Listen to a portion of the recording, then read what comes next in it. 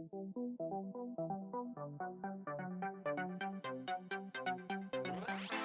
going to raise our heart rate with this exercise. It's the lunge jump. So we're going to really explode from our lower body. We're going to get into a lunge position. So bring one foot forward, one foot back.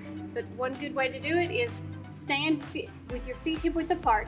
Bring one leg straight back. That way you're not in a single line and you're trying to walk a tightrope. Balance is a little bit better this way. So bend that back knee. You're going to get down into a lunge. Bring those arms up because you're going to help use your arms for momentum. We're going to explode through our lower body. Switch legs.